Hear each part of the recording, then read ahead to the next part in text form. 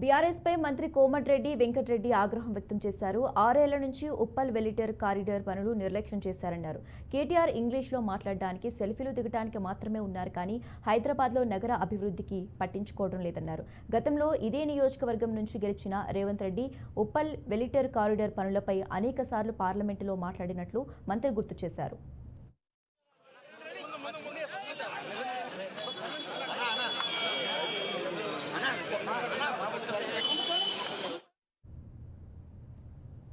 పాలించిన ప్రభుత్వం 6.5 kilometre flyover చేయలేదు.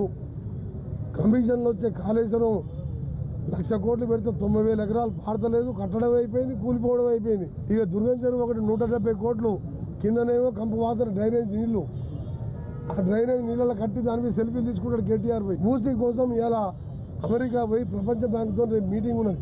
50,000 కోట్లతో పర్మనెంట్గా మూసీ వాటర్ పైప్ లైన్ ద్వారా కృష్ణాలో కలపడం. ఇది కాంగ్రెస్ ప్రభుత్వం, ఇది ప్రజా ప్రభుత్వం. ఒకవైపు 1,00,000 వరకు చేసినాం రుణమాఫీ. ఆగస్టు 15కు 2 లక్షలు, 32,000 చేసిన చరిత్ర దేశంలో చిన్న రాష్ట్రంలో ఎవరు చేయలేదు. ఆయన చేసిన 7 లక్షల కోట్లకు 12% వడ్డీకి తీసుకొస్తే 7,000 కోట్ల వడ్డీ కడుతున్నాం. అసలు కలిపి 47,000 కోట్లు కట్టాం.